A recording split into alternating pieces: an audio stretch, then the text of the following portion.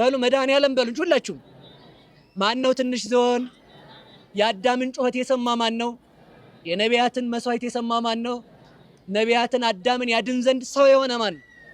መድኃኔዓለም ክርስቶስ ሰው ሆነ። ከሰማይ ሰማያት ወረደ ማለት ልዑል ባህሪውን ዝቅ አድርጎ ወረደ። የማይወሰን ባህሪውን በመወሰን ምላቱን በውሱንነት እርቀቱን በግዝፈት አይገኝነቱን ይርኩብነቱን በመገኘት በዚህ ሁሉ ወስኖት መጣ። ከዚያም በኋላ ይህን ሰምቼ ምን አልኩ አለ አደነቅሁ።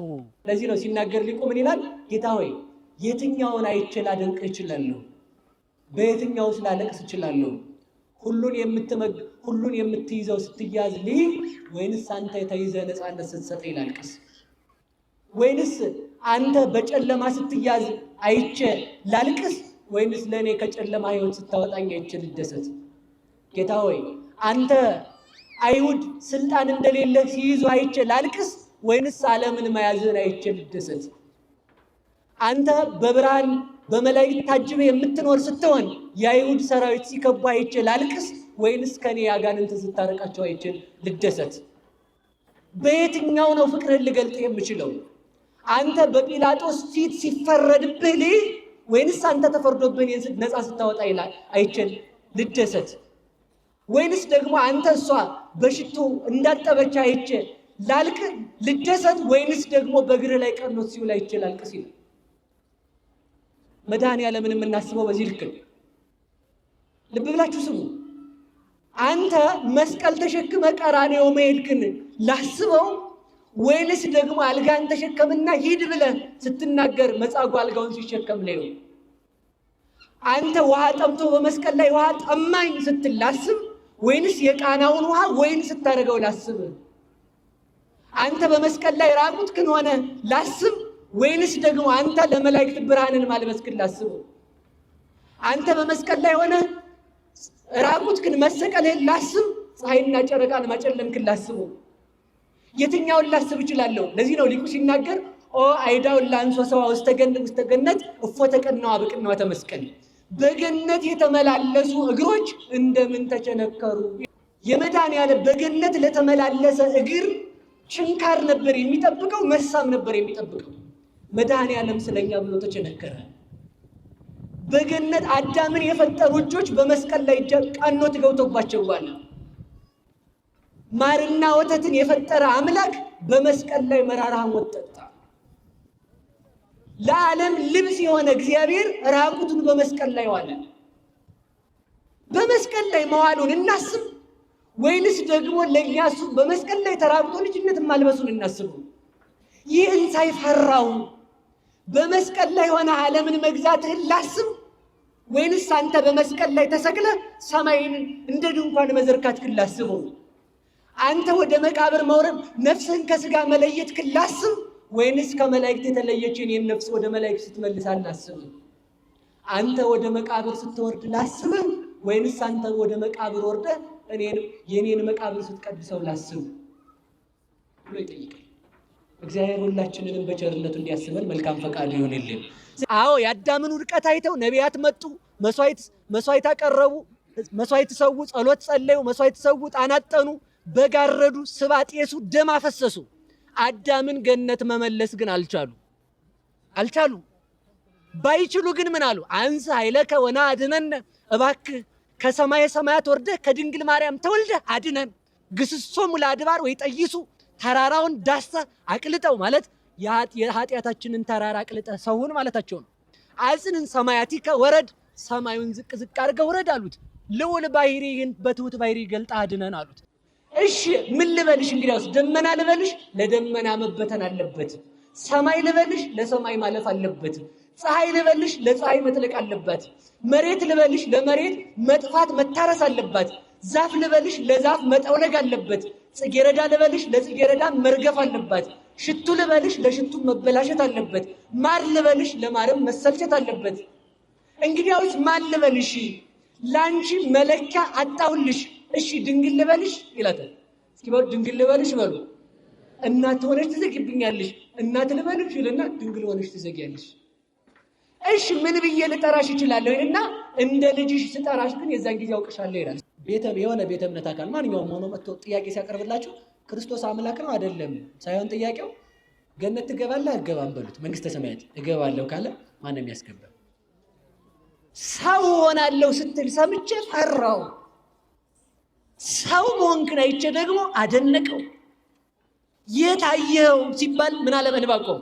ርኢኩከ በማእከለ ክልኤ እንስሳ፣ በቤተልሔም በበረት ተጥለህ በጨርቅ ተጠቅልለህ በርዶ እንስሳት ሲያማሙቁ አህያ ትንፋሿን ስትገብርልህ በግርግም ላይ አይቼ አደነቅሁ ይለዋል። መቼ ነው ያየኸው ስንለው ከመከመ ይቀርብ ዓመቲሁ፣ ጊዜው ባይደርስም ለእኔ እንደደረሰ ታየኝ ተገለጠልኝ። በሁለት እንስሳ መካከል አየሁ። ሁለት እንስሳ የተባሉት ተመልከቱ። አንደኛው ሊቃውንት አባቶቻችን እዛው ላይ ሲተረጉሟቸው ኃጥአንና ጻድቃን ናቸው ይላል። በሁለት እንስሳ መካከል አየሁ ማለት ጻድቅ ከምትሆን ንጽሕት ከምትሆን ከእናትህ ጋርና ኃጢአተኛ በበዛባት በኢየሩሳሌም ከተማ መጸነስክን አየሁ። ድምፅህን ሰምቼ ፈራሁ የሚለው ምንድን ነው ሲባል የመጀመሪያው ድምፅህን ሰምቼ ፈራሁ ያለው ይህን ዓለም ካለመኖር ወደ መኖር አምጥተህ ስትፈጥረው ስትሰራው አይቼ ፈራው። እስኪ በሉ ዓለምን በሉ። ካለመኖር ወደ መኖር ስታመጣው አይቼ ምን አልኩ? አይቼ ምን አልኩ? ጥያቄ ልጠይቃችሁ። ዓለምን ካለመኖር ወደ መኖር ማምጣት ያስፈራል? ያስፈራል? ያስፈራል? አያስፈራም? ያስፈራል። እንዴት አድርጎ ነው የሚያስፈራው? ይኸው መጥቷል። ልብ ብላችሁ ስሙ። አሁን እዚህ ጋር እንዳላችሁ አዲስ ነገር ቆይ ሌላውን ተውት። እዚህ ጋር መብረቅ ቦግ ቢል ሰው ይደነግጣል አይደነግጥም? አደነግጥም? ሰው መሳሪያ ሲተኮስ አይደነግጥም እንዴ? በደንብ ነው የሚደነግጠው። ያስፈራኝ ምንድነው? ያስፈራ ምንድነው ስንለው ዕንባቆም ምን ይላል? የሌለ ዓለም ነበር፣ የሌለውን ዓለም ሲያመጣው ደነገጥኩ አለ። እንዴት? ሰማይ ምድር የለም፣ የሌለውን ዓለም ሲያመጣው ፈራሁ ይላል። ዓመቱ እንደደረሰ አየሁት ማለት ተመልከቱ። ዓመቱ እንደደረሰ አድርጌ አየሁት ማለት እኔ ሰማይና ምድርን ሲፈጥር አልነበርኩም። እግዚአብሔር ሰማይና ምድርን እንደፈጠረ ዜናውን ስሰማ ለሕሊናዬ ጭንቅ ሆነብኝ ይላል። የማን መኖር? የሰማይና የምድር መኖር። እስኪ ጥያቄ ልጠይቃችሁ። እስኪ ቀና ብላችሁ ዝም ብላችሁ ይሄን ነገር ይሄን ከላይ የተሰቀለ ነገር እንደው ቀና ብላችሁት እስኪ ሰማውን ማለት ነው። ዝም ብላችሁ ቀና ብላችሁ ምንድን ነው? ውሃ ነው። ምን ይዞት ነው የቆመው? ደመናውንማ በፕሌን ስንሄድ ስናልፈው አይደል? ምንድን ነው የያዘው? አያስደነግጥም? ቆይ በሞቴ አንድ አይሱዚ እዚህ ላይ ትቆማላችሁ። እዚህ ስሩ በሉ ንገሩኝ እንጂ ይሄ ቤተ ክርስቲያን ግድግዳው ሳይኖር ጣሪያው ዝም ብሎ እዚህ ላይ ቢቆም ትቆማላችሁ? አይታወቅም። ጭንቅ ነው ማለት ነው። ምክንያቱም ሊወርድ ይችላል ማለት ነው።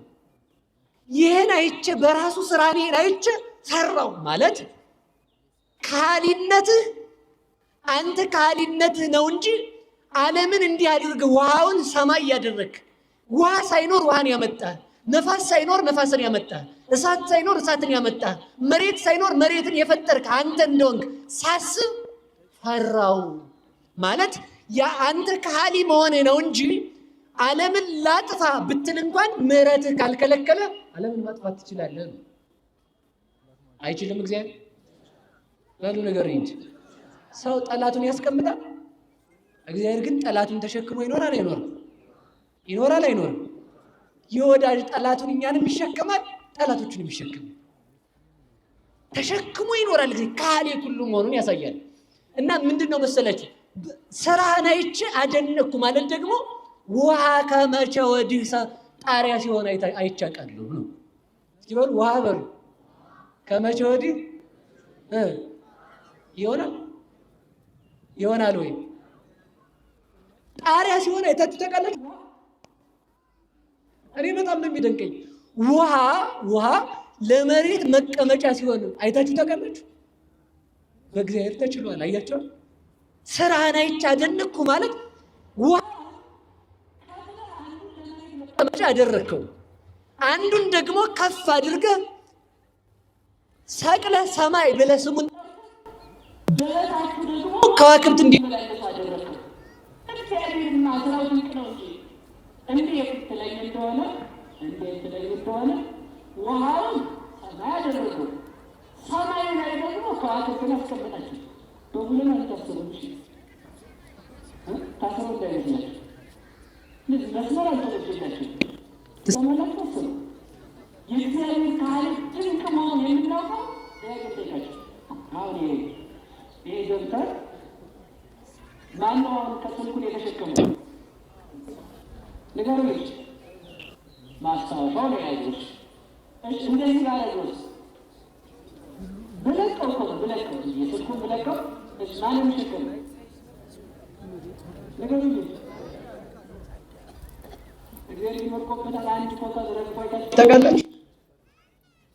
እኛ የምናውቀው ሸክም በላይ ተሸካሚ በታይ ሲሆን እግዚአብሔር ተሸካሚን በላይ ያሳየን።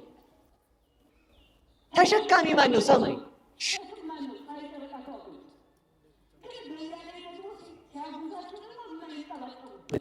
የማይረግፉበት ያ ሰማዩ ደግሞ ምንም ሳይኖረው የማይሰበርበት የማይወርድበት ያ ሰማይ ደግሞ ያቆመው ሰማይ ደግሞ እግዚአብሔር አለ። ድንቅ ማን ነው? ድንቅ በቃ እግዚአብሔር ካለ ይሆናል። በዚህ እርግጠኛ ሆኖ እግዚአብሔር ካለ ይሆናል። ስለዚህ ይሄን አይቼ ምን አልኩ አለ፣ ድምፅህን ሰምቼ ፈራሁ፣ ስራህን አይቼ አደነቅሁት።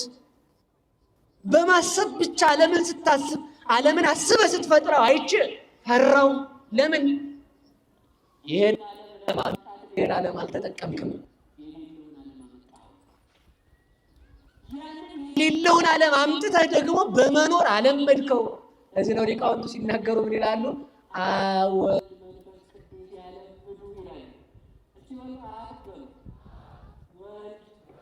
መንፈስ ቅዱስ ያስለምዳሉ። ማንን ስትሏቸው? ሰማይና ምድርን። ከየት አምጥተው አስለመዱት ሲባል ዓለም መኖርን አያውቅም ነበር፣ መኖርን አስለመዱታል።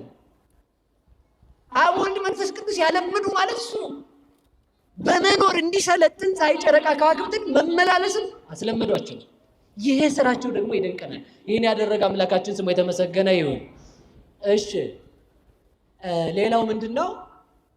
ድምፅህን ሰምቼ ፈራው ያለው ዲያብሎስን ባንተ ላይ ቢታበይ የታበየ ዲያብሎስን ጠቅልለህ ባደረው ጨለማ ጠቅልለህ ማውረድክን አይቼ ፈራው ማለት ነው። ዲያብሎስን በምንድን ነው ያወረደው?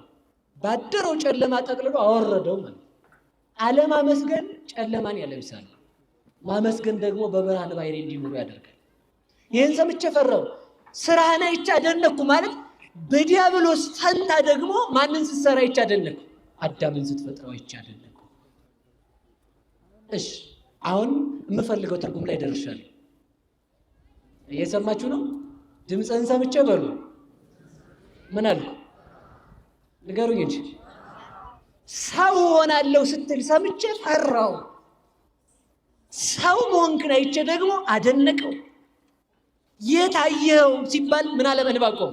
ርኢኩከ በማእከለ ክልኤ እንስሳ፣ በቤተልሔም በበረት ተጥለ በጨርቅ ተጠቅልለ በርዶ እንስሳት ሲያማሙቁ አህያ ትንፋሿን ስትገብርልህ በግርግም ላይ አይቼ አደነቅሁ ይለዋል። መቼ ነው ያየው ስንለው ከመከመ ይቀርብ ዓመቲሁ፣ ጊዜው ባይደርስም ለእኔ እንደደረሰ ታየኝ፣ ተገለጠልኝ። በሁለት እንስሳ መካከል አየሁ። ሁለት እንስሳ የተባሉት ተመልከቱ። አንደኛው ሊቃውንት አባቶቻችን እዛው ላይ ሲተረጉማቸው ኃጥአንና ጻድቃን ናቸው ይላሉ። በሁለት እንስሳ መካከል አየሁ ማለት ጻድቅ ከምትሆን ንጽሕት ከምትሆን ከእናትህ ጋርና ኃጢአተኛ በበዛባት በኢየሩሳሌም ከተማ መጸነስክን አየሁ ማለት ነው። ያ ቀን ደርሶ ለዚያ ቀን ያበቃን አምላክ ስሙ የተመሰገነ ይሁን። ስለዚህ የመጨረሻ ነግሬያችሁ ልጠቅልላችሁ። ስለዚህ ምንድነው እያለን ያለው? ትሰማላችሁ? አሰቡ። ማን ያስባል? ንገሩኝ እንጂ ማን ያስባል? ቀኑ እንደደረሰ ሆኖ አየሁ። ማን የበደለ? አዳም በሉ። ዝም ብላችሁ ችግር የለም። የበደለ ማን ነው? አዳም ነው። ምህረትን ያደረገ ማን ነው? እግዚአብሔር ነው። እንደው እስኪ ከጠቀማችሁ አንድ ነገር ልንገራችሁ። እንደ የሆነ አካል መጥቶ ጥያቄ ሲያቀርብላችሁ የሆነ ቤተ እምነት አካል ማንኛውም ሆኖ መጥቶ ጥያቄ ሲያቀርብላችሁ ክርስቶስ አምላክ ነው አይደለም ሳይሆን ጥያቄው ገነት ትገባለህ አትገባም በሉት። መንግስተ ሰማያት እገባለሁ ካለ ማንም ያስገባል? ሰምታችሁኛል? መንግስተ ሰማያት ትገባላችሁ አትገቡ? ንገሩኝ እንጂ እናንተ ራሳችሁ እንገባለን በሉ። በማን ቸርነት? ማን ሰው ሆኖ ስላዳነን? እግዚአብሔር ሰው አልሆነም የሚል ሰው ካለ ገነት ማን መለሰ ነው ጥያቄ። ዝም ብዬ ገባሁ ካለ ከገነት ያስወጣ ይዋሻል? አንድ ጥያቄ። አይዋሽም ካለ አንተን ሲያስገባ ዋሽ። አልገባም ካለ በአንተ ላይ ፈርዶብህ ከቀረ ጨካ ይሆናል። አትመልሳትም። ሰምታችኋል አይደል? ያስገባኛል ካለ ውጣ ያለው አምላክ ያስገባኛል ካለ ምን አለ? ማን ዋሸ? ራሱ በሉ እንጂ ውጣ ያለው ዋሸ። ደግሞ ተመልከቱ። አልገባም ተፈርዶብኝ ቀርቻለሁ ካለ ደግሞ የፈጠረህ ምንድን ነው? ጨካኝ ነው በሉ። ጨካኝ ነው በሉ። ስለዚህ ከዚህ የተነሳ አዳም ላይ መፍረድህን ሳይ ፈራው። ሰው ሆነህ እኔን ማዳንክን ሳይ ደግሞ ምን አልኩ? አደነቀው። ልብ ብላችሁ ስሙ። ይህንን በዝሆን መስለው እንጂ መኃልየ ምዕራፍ 5 ላይ አለላችሁ። ባጭሩ ግን የምፈልጋትን ፖይንት ብቻ አውጥቼ ልንገራችሁ። በዚህ 3 ዝሆኖች አሉ። ስንት ዝሆን ነገሩ? ዝሆን በባህሪው ዝሆን ማለት ዝሁን ነግሃዊ ማለት ነው። ዝሁን ማለት ጸጥ ያለ፣ ነግሃዊ ማለት ማላጅ የሚል ትርጉም አለ። ዝሁን የሚባለው ራሱ እግዚአብሔር ነው። ጸጥ ያለ የሚባለው ዓለምን ሲፈጥር አውርቷል? ንገሩኝ እንጂ ብርሃን ይሁን ሲል ነው ያወራው፣ ሲፈጥር አይደለም ያወራው። በዚያው አንድ ነገር ልንገራችሁ። ባልና ሚስት ማውራት ያለባቸው ሰሚ ሲኖር ነው በሉ እንጂ ንገሩኝ። አናትሽን ነው የምልሽ እያለሱ እስኪ ታረጋታለህ አይባልም። በዛውሽ መስማት ካልቻለ መልሱ ዝም ነው። እግዚአብሔር ለምን ሰማይና ምድርን ሲፈጥር ዝም አለ ስንላቸው ሰሚ አልነበረም አሉ። ብርሃንን ሲፈጥር ለምን ብርሃን ይሆን አለ ስንላቸው የሚሰሙ መላእክት ነበሩ አሉ። ይህን ሊቃውንት ሲተረጉሙት እዚያው ላይ ምን አሉ? እግዚአብሔር አስቀድሞ ሰማይና ምድርን ሲፈጥር አለማውራቱ አለመናገሩ፣ ብርሃንን ሲፈጥር መናገር መጀመሩ ሰሚ ሳይኖር አትናገር ማለቱ ነው አሉ። ምን ሳይኖር? ይህ ዘመን ሰው አፉ ሰፍቶ ጆሮ የጠበበበት ዘመን ነው። ሁሉም የሚያወራ አድማጭ የሌለበት ዘመን ማለት ነው። አሁን እኮ ብንሰጣችሁ ታሽሩታላችሁ። እውነቴን እኮ ሰውየው እዚህ ላይ አበላሽተዋል እያላችሁ እያስተካከላችሁ ነው የምታሽሩት። ዋናው ሀሳብ ሰው 2 ጆሮ የተሰጠው ብዙ መስማት እንዲችል ነው። አንድ አፍ የተሰጠው ብዙ ሰምተህ ጥቂት ተናገር ማለቱ ነው። እግዚአብሔር ራሱ ብዙ አፍ ቢሰጠን እንኳን እንቻልም ነበርና 2 ጆሮ ሰጠ፣ ብዙ ስማ። አንድ አፍ ሰጠ፣ ጥቂት ተናገር። ይህንም ሲናገሩ ኩን ጉንዱየ ለሰሚ ወፍጡነ ለነቢብ፣ ለመስማት የቸኮልክ ለመናገር የዘገየ ሁን። ወጉንዱየ ለነቢብ፣ ለመናገር ዘግይ አሉ። እግዚአብሔር ዓለምን እስከሚፈጥር ዝም ብሎ ሰሚ ሲኖር ተናገረ። እግዚአብሔር ሰሚ ሲኖር እንድንናገር ይርዳል። ሰሚ ሲኖር አትናገሩ። እውነቴን ሰሚ ሳይኖር መናገር ጅልነት ስለሆነ ስለዚህ ተመልከቱ። ዝሆን የተባለ አዳም ነው። ወርቹ የጸና የተባለው አዳም ኃጢአትን በደልን መስራቱ ነው። ያንን ዝሆን አዳኞች አገኙት የተባለው አዳኝ የተባለ ዲያብሎስ ነው። ዛፍ የተባለችው ዕፀ በለስ ናት። ጭቃ የተባለው ዕፀ በለስን ቆርጣችሁ ብትበሉ አምላክ ትሆናላችሁ ብሎ ያታለለባት ቃል ናት። ያችን ዛፍ ዝሆኑ ተመረኮዛት ማለት አዳም በዕፀ በለስ አምላክ የሚኮን መስሎት ዕፀ በለስን ቆርጦ በላት። በዛ የተነሳ ዝሆኑ ስለወደቀ መነሳት አቃተው ማለት ተመልከቱ። አዳም አምላክነትን ፈልጓልና አምላክነትን ሲፈልግ የአምላኩን ሕግ አፍርሷልና በዕፀ በለስ አምላክ መሆን አቃተው። ሲያቅተው ወደቀ። ሲወድቅ መነሳት አቃተው ማለት ልጅነቱን አጣ። በገነት ይኖር የነበረ አዳም ከገነት መባረር ተፈረደበት። ብርሃን የለበሰ አዳም ጨለማ ለበሰ። የማይሞት አዳም ሞት ተፈረደበት። መላእክት ይከቡት የነበረ አዳም አጋንንት ከበቡት። የወይን ወንዝ የነበረው አዳም በእጽዋት መካከል ይኖር የነበረ አዳም ከገነት እንዲወጣ ተፈረደበት። ሀገሯ ሰናይ ግዕዝ ሰናይት፣ እስኪ በሉ ግዕዝ ሰናይት በሉ። ሀገር ሰናይት፣ መልክ ሰናይት፣ ፍኖት ሰናይት፣ እነዚህ ሁሉ ነበሩት። ደግ መንገድ ነበረችው፣ ወደ እግዚአብሔር የሚሄድባት ተዘጋችበት። ደግ ሀገር ገነት ነበረችው፣ ተባረረ። ደግ ነፃነት ነበረችው፣ እሱ ለእግዚአብሔር ተገዝቶ እሱ ፍጥረታትን የሚገዛበት። አሁን አዳም ለሚገዛው ለእግዚአብሔር መገዛት ስላቃተው የሚገዛው ዲያብሎስ ገዛው ማለት ነው። ለእግዚአብሔር መገዛት ካቃተ የሚገዛ ይመጣብሃል። እስኪ በሉ ለእግዚአብሔር መገዛት ካቃተ በሉ ማን ይገዛል? ትንኝ ይገዛል። ትንኝ። እኔ አንድ ነገር ልንገራቸው። አዛኝ ትሰማላችሁ? አሰሙ። ዝም ብላችሁ የእግዚአብሔር ሁኑ እንጂ የእግዚአብሔር ከሆንኛ እግዚአብሔር በትንኝ ይዋጋል። እስኪ በሉ እግዚአብሔር በሉ በትልቅ ሳይሆን በትንኝ ይዋጋል። በመላክ ሳይሆን በሉ እንጂ ማለቴ በመላክ ብቻ ሳይሆን በትንኝ ይዋጋል በሉ እንጂ። ፈርዖንን የተዋጋው በምንድን ነው? በትንኝ አቀመሰው ማለት ነው። ናቡከደነጾርን ያሸነፈው በምንድን ነው? በሉ በትንኝ በሉ።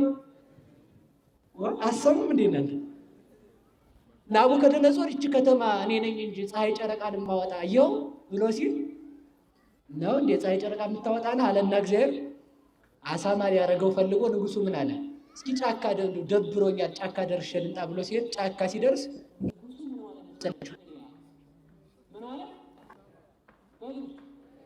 ወታደሩ ዘወር ብሎ ሲያይ ጎኑ ያለው ኡሪያ ነው። የምኒት ኡሪያ ናት ብሎ በያዘው ሽመር ዥዋ አድርጎ አባረረው ማለት። ከዛ በኋላ እግዚአብሔር ቸር አይደል? የሰው ባህሪውን ስላልነሳው አንበሳው ፍጥረት ሁሉ እየመጣ ይሰግድለት ጀመር ለናቡከደነጾር። ሲሰግድለት ምን አለመሰላችሁ? እኔ ነኝ እንጂ እንደውም እግዚአብሔር የቀድሞ ነገስታት ሰው ይገዛሉ፣ እኔ አንበሳን የምገዛ አለ። ምንን የምገዛ አለ? ከዛ በኋላ እግዚአብሔር የውስጡን ሰውነት ወደ ውጭ ግልብጥ አደረገው። ከዛ በኋላ አንበሳ ይሰግድለት የነበረ ናቡከደነጾር አሁን ትንኝ መታ ስትል ሽው ማለት ያዘ ማለት ነው። ቅንቡርሱ ሁሉ ጓዝ እያለ ሲመጣ ናቡከደነጾር ልም እያለ መሮጥ ያዘ ማለት። በትንኝ እግዚአብሔር መኖሩን አሳውቃል ተዋግቶ። ለምንድን ነው እግዚአብሔር ዝቅ ባለ ነገር የሚዋጋው ስትሉኝ፣ እግዚአብሔር ዝቅ ባለ ነገር የሚዋጋው እንኳንስ ከፍ ባለ ነገር ትንኝንም እንኳን ማሸነፍ አይችልም ሲል እግዚአብሔር ካላለ ትንኝ ያሸንፈዋል። ሰው ማን ካላለ ነገሩ ሁላችሁ ይኸው ናቡከደነጾርን ማን አሸነፈው? ትንኝ። የንጽቢል ላይ ሳፑር ሲዘምትባት የሳፑርን ወታደሮች ማን ያሸነፈው? ትንኝ። በሉ ንገሩኝ። ምን አረገ? ቅዱስ ኤፍሬም እና ያዕቆብ ዘንጽቢል ሲጸልዩ አገሯ ምንም ጦር የላትም። እግዚአብሔር ትንኝ አመጣና ያ ትንኝ እየሄደ በየወታደሩ አይን መግባት እየያዘ ጆሮውን ሲለው ወታደሩ ተበታትኖ አገሩን ገባ ማለት ነው። እግዚአብሔር በትንኝ እንኳን መዋጋት ይችላል። በምን መዋጋት ይችላል?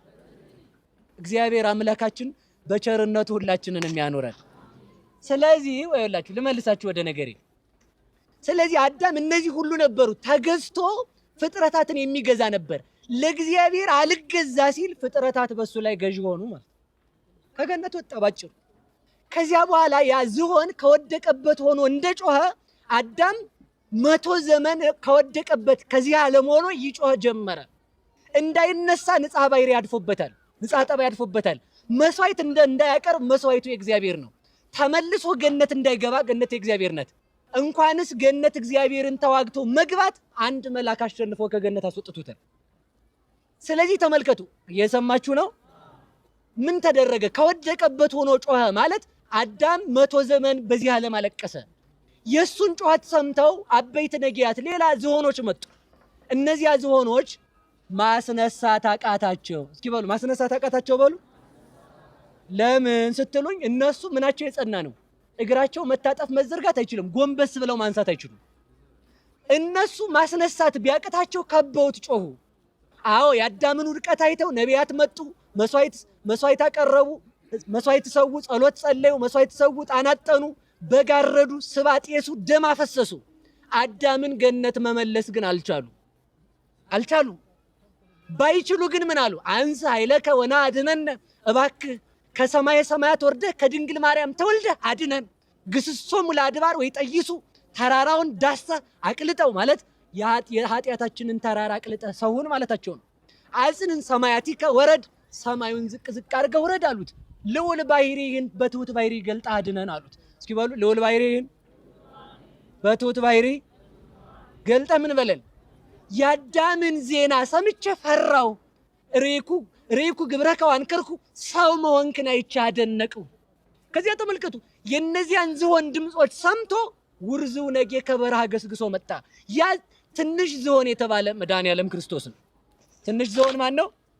በሉ መድኃኔዓለም በሉ ሁላችሁም። ማን ነው ትንሽ ዝሆን? የአዳምን ጩኸት የሰማ ማን ነው? የነቢያትን መስዋዕት የሰማ ማን ነው? ነቢያትን አዳምን ያድን ዘንድ ሰው የሆነ ማን? መድኃኔዓለም ክርስቶስ ሰው ሆነ። ከሰማይ ሰማያት ወረደ ማለት ልዑል ባሕርዩን ዝቅ አድርጎ ወረደ። የማይወሰን ባሕርዩን በመወሰን ምላቱን በውሱንነት ርቀቱን በግዝፈት አይገኝነቱን ይርኩብነቱን በመገኘት በዚህ ሁሉ ወስኖት መጣ። ከዚያም በኋላ ይህን ሰምቼ ምን አልኩ አለ? አደነቅሁ። ክርስቶስ ከሰማይ ሰማያት ወርዶ የአዳምን ባሕርይ ከድንግል ማርያም ከስጋዋ ስጋ ከነፍሷ ነፍስ ነስቶ የአዳምን ስጋ ተዋህዶ ያ ውርዝው ነጌ እግሩ የሚታጠፍ የሚዘረጋ ነው። ለምን? አላረጀም። ማርጀት የሚባለው በኃጢአት ማርጀት ስለሆነ ክርስቶስ በባሕርዩ ኃጢአት የለበትም። ስለሌለበት ያንን ዝሆን ለማዳን ማን ያስፈልጋል? ውርዝው ነጌ። ስለዚህ ከሰማይ ያ ውርዝው ነጌ ከጫካ መጥቶ ያንን ዝሆን ጎንበስ ብሎ እግሩን አጥፎ በጉያው ገብቶ ኩምቢውን በኩምቢው ይዞ አፈፍ አድርጎ አስነሳው። ክርስቶስ ከሰማይ ሰማያት ወርዶ የአዳምን ባሕርይ አድርጎ የድንግል ማርያምን ስጋ ተዋህዶ አዳምን ወደ ቀደመ ክብሩ መለሰው። ወደ ቀደመ ክብራችን የመለሰን አምላክ ስሙ የተመሰገነ ይሁን። አንድ ነገር ብቻ ተናግሬ ትምህርቴን ልጠቅልለው። አንድ ነገር ብቻ የመጨረሻ። እስኪ በሉ እግዚአብሔር በሉ ሰው ሆኖ አዳነን። ድምፅን ሰምቼ ፈራው በሉ። ስራህን አይቼ አደነቅሁ። ሰው ሆናለሁ ስትለይ ፈራው። እንዴት? ሰማይና ምድርን የወሰነ አምላክ እንዴት ሰው ይሆናል? ማለት ትልቅ ነገር በጠባብ ነገር ማደር አይችልም። ይችላል? እናንተ በስልካችሁ ውስጥ ማደር ትችላላችሁ? ንገሩኝ እንጂ። ዓለም የማይወስነው እግዚአብሔር በዓለም ማደር እንዴት ይችላል? ይህንን ቃል ሰምቼ ምን አልኩ አለ? ፈራው። አንተ ግን ሁሉን ቻይ ስለሆንክ አደረግከው። ማለት ሰው መሆንክን አይቼ ደግሞ አደነቅኩ ካለ በኋላ እንዲህ ይላል ቅዱስ አባ ጊዮርጊስ ዘጋስጫ ሲናገር ባለመድኃኒት ከሰማይ መጣ ይላል። እስኪ በሉ ባለመድኃኒት በሉ ከሰማይ መጣ። የመድኃኒት እንጨት ከዳዊት ቤት ተገኘች። አቃቤ ሥራይ መጻ እምሰማየ ሰማያት። ባለመድኃኒት ከሰማይ መጣ።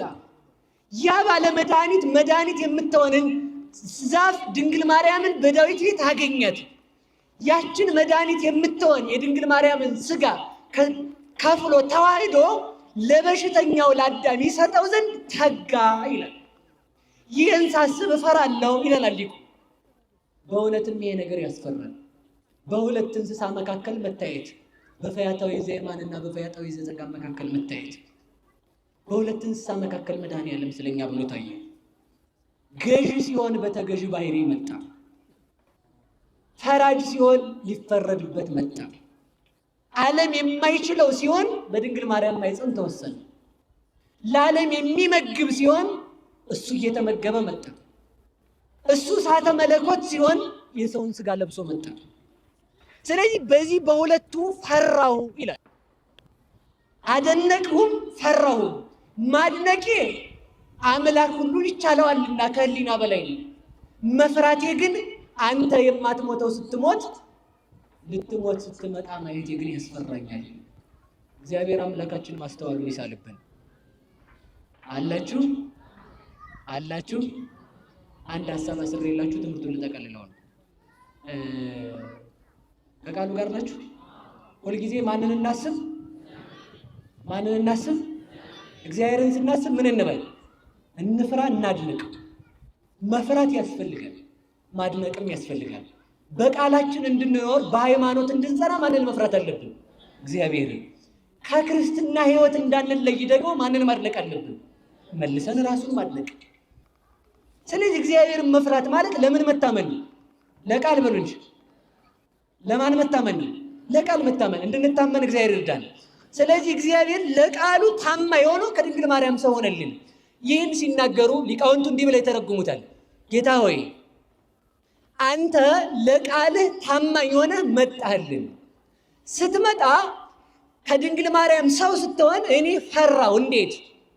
መለኮትን ያህል ነገር በስጋ መገለጥ፣ የእግዚአብሔር በስጋ መገለጥ ያስፈራል። አይደለም እንኳን ልብ ብላችሁ ስሙ። እንኳንስ የአምላክ ሰው መሆን የአንድ ንጉሥ መምጣት ለአንድ ከተማ ያስፈራል። አያስፈራም? ወይ ይፈርድባታል ወይ ይፈርድላታል። ሰው ስትሆን ልትገደል ልትሰቀል ነው ሰው የሆንከው። ያንን ሳስብ ፈጽሜ ፈራው። እንደውም እንዲህ ይላል ሊቁ ሲናገር ምን ይላል መሰላችሁ? ጌታ ሆይ የትኛውን አይቼ ላድንቅ፣ የትኛውን አይቼ ላልቅስ ይላል። እስኪ በሉ የትኛውን አይቼ በሉ። ላድንቅ፣ የትኛውን አይቼ ላልቅስ። የትኛውን አይተን እናድንቀው? ከሰማይ መውረዱን እናስብ፣ አስበን ደስ ይበለን፣ ወይንስ ጠባብ በምትሆን በድንግል ማርያም ሳትጠበው ማደሩን አይተን እናድንቀው? ከሰማይ መውረዱን እናስበው ወይንስ ከድንግል ማርያም ስጋን ተዋህዶ በጨርቅ ሲጠቀለል አይተን እናድንቀው? መጋቢው ሁሉን የሚመግበው አምላክ ሲጠባ ሲመገብ አይተን እናድንቅ ወይንስ ደግሞ ሲርበው አይተን እናድንቅ? በሰማይ የሚኖር እግዚአብሔር በከብት ግርግም ላይ ተወልዶ አይተን እናድንቀው ወይንስ በሰማይ መኖሩን አይተን እናድንቀው? ክርስቶስ ከሄሮድስ ፈርቶ መሰደዱን አይተን እናድንቅ ወይንስ ደግሞ እሱ ተሰዶ ስደታችንን መመለሱን አይተን እናልቅስ? ለዚህ ነው ሲናገር ሊቁ ምን ይላል? ጌታ ሆይ የትኛውን አይቼ ላደንቅ እችላለሁ? በየትኛውስ ላለቅስ እችላለሁ? ሁሉን የምትይዘው ስትያዝ ልይ ወይንስ አንተ ተይዘህ ነፃነት ስትሰጠኝ ላልቅስ? ወይንስ አንተ በጨለማ ስትያዝ አይቼ ላልቅስ ወይንስ ለእኔ ከጨለማ ሕይወት ስታወጣኝ አይቼ ልደሰት?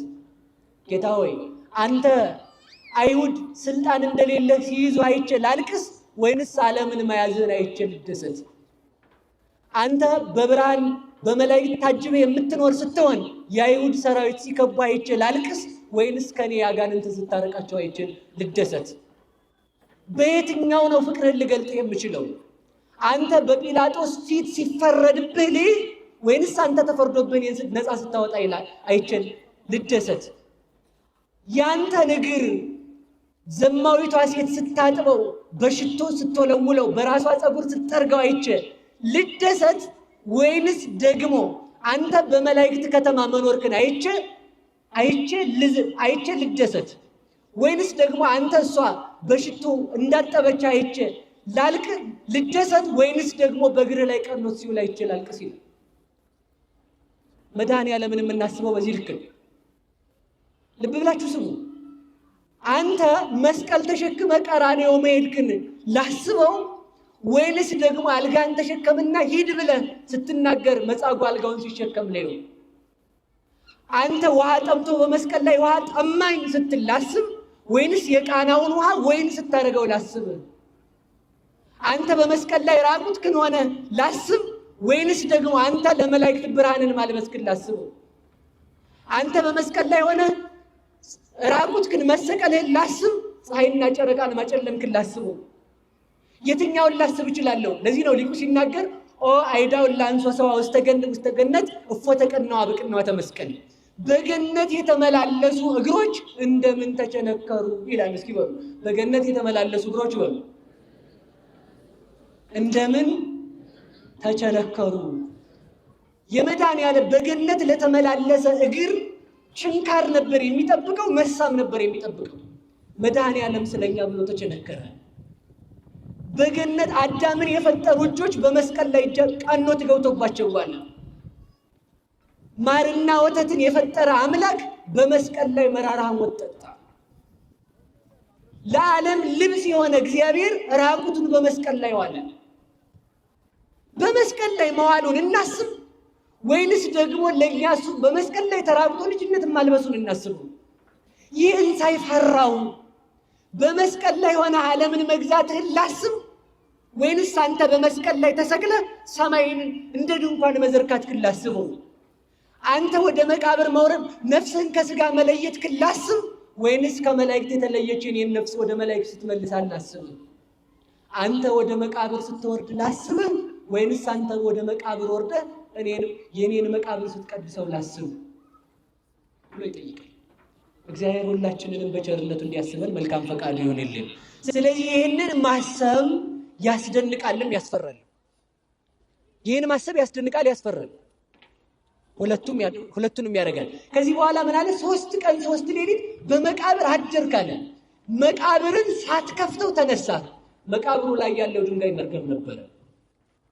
ገጥሞ የተደረገው የታተመው ዲያብሎስ ያተመበት መርገም ነበር ሰው ላይ። ያንን መቃብር ሳይከፍተው ተነስቷል። እስኪ በሉ መቃብሩን በሉ ምን ሳይለው ተነስቷል? ሳይከፍተው ተነሳና ማን አንከባለለው? መልአክ። ክርስቶስ ሞትን ድል አድርጎ ሞትን በስልጣነ ክህነት እንድናንከባልለው ስልጣን ሰጥቶ ተነስቷል።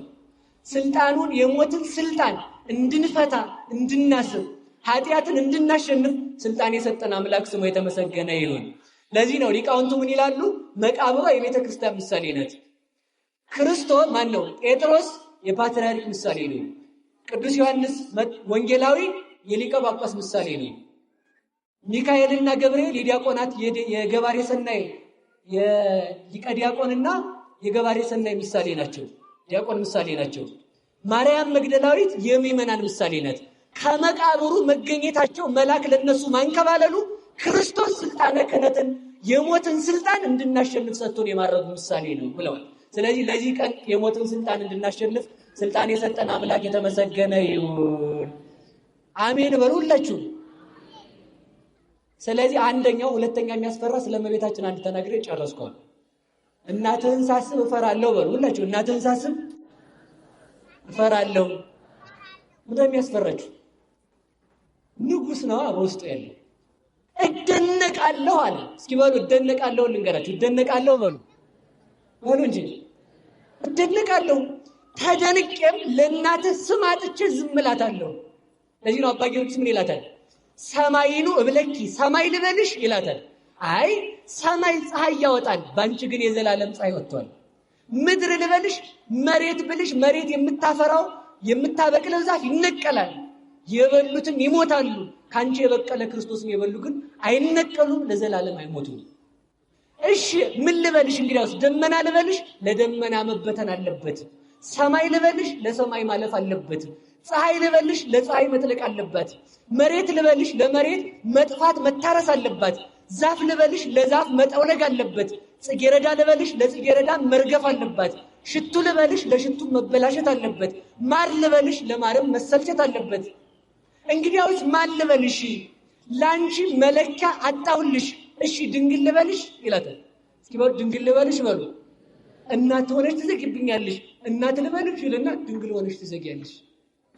እሺ ምን ብዬ ልጠራሽ እችላለሁ? እና እንደ ልጅሽ ስጠራሽ ግን የዛን ጊዜ ያውቅሻለሁ ይላል። እስኪ በሉ እንደ ልጅሽ ስጠራሽ በሉ ያን ያውቅሻለሁ። እንደማን ስትጠራ ትታወቃለህ? ማርያም በሉ እንጂ ንገሩኝ። ልጅሽን አምላክ ልበለው ሰው ሆነብኝ፣ ሰው ልበለው አምላክ ሆነብኝ። ምን ስለዋቀዋለሁ? አምላክም ሰውም እንደምለው አንቺንም እናትም ድንግልም ብዬ ሳውቅሽ ልጅሽንም አምላክም ሰውም ብዬ አውቃለሁ።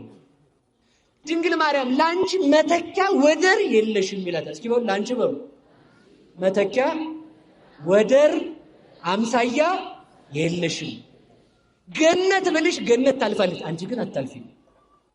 ሰማይ ብልሽ ለሰማይና ለምድር መሰረት የሆነውን ጌታ ወስነሽ ያስረከብሽ አንቺ ነሽ። ለአንቺ አብነት የለሽም።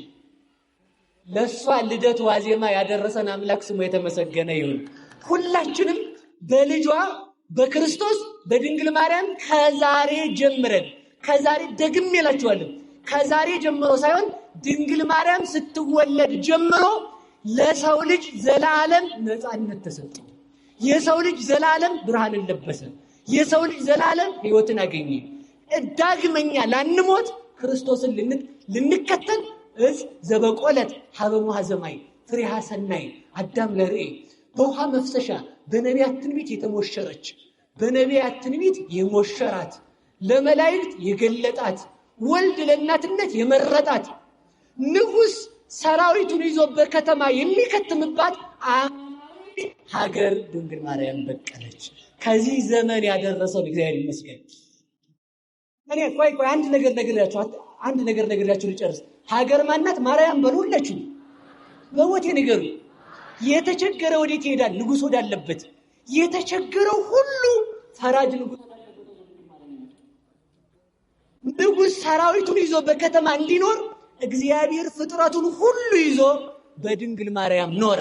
ያችን ድንግል ማርያም ለኛ ከሰጠን ፍርድ ቢጠም ልጇ፣ ቢርበን ልጇ ብስተ ሕይወት፣ ቢጠማን ልጇ ጽዋ ሕይወት፣ ሀገር ብናጣ ልጇ ሀገር፣ ንጉሥ ብናጣ ልጇ ንጉሥ፣ ምን ይጎለናል? ድንግል ማርያምን የሰጠን እግዚአብሔር ይመስገን።